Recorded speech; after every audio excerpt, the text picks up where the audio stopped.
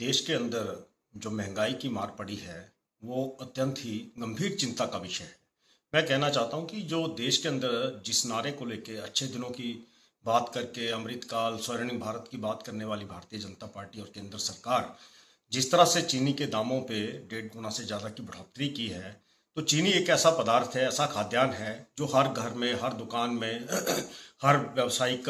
परिसर में, सरकारी गैर सरकारी हर जगह पे इस्तेमाल होता है। तो मैं ये समझता हूँ कि जिस तरह से चीनी और ये आने वाला जो समय है, ये त्योहारी सीजन का, हिंदुस्तान के अंदर ये त्योहारी सीजन शुरू होने वाला समय है। तो इसमें जिस तरह से चीनी के दामों में बेतहाशा बढ़ोतरी हुई है, पर गंभीर चिंता का विषय है और ये सीधा सीधा एक आम आदमी की जेब के ऊपर डाका डाला गया है केंद्र सरकार के द्वारा। कहाँ भारत जैसा देश जो था वो चीनी को निर्यात करता था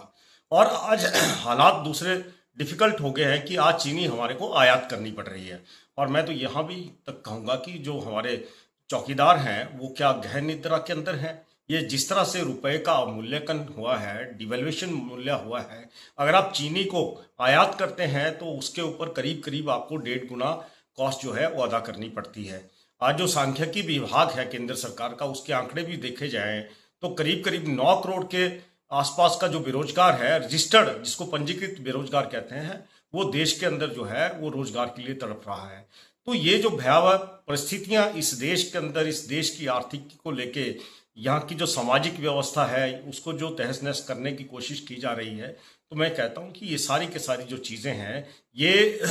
आम आदमी के ऊपर गहरा असर डाल रही है। चीनी एक सुबह सुबह दोपहर, सुबह की चाय, शाम की चाय, दोपहर की चाय, कहीं पे जाना है तो एक औपचारिकता जो है वो चीनी के साथ निभाई जाती है, चाय के साथ निभाई जाती है। और जिस तरह से ये बढ़ोतरी हुई है तो मैं कहता हूँ ये बड़ा आश्चर्यचकित करने वाला विषय है। अगर आप तेल और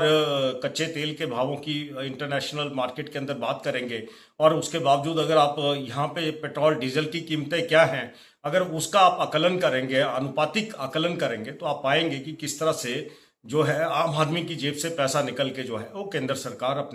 अपनी तिजोरी भरने में लगी हुई है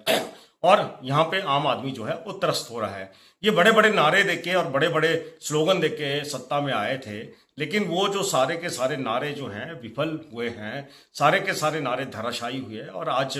जो है आने वाले समय के अंदर भारतीय जनता पार्टी को और केंद्र की सरकार को इसके बारे में सोचना पड़ेगा और आम आदमी को भी सोचना चाहिए कि किस तरह से और क्या सेंटिमेंट लेके आपने जो था इनको मैंडेट दिया था, इनको वोट दिए थे, किस तरह से आपने इनको गवर्नेंस सौंपी थी। और जिस तरह से आज जो है हर आदमी की जेब के ऊपर ये डाका डाल रहे हैं, तो एक गंभीर विषय है और इस विषय के ऊपर जो है हम हर आदमी को सोचना चाहिए। और मैं ये समझता हूँ कि आने वाले राज्यों के अंदर और जो केंद्र के अंदर जो हमारे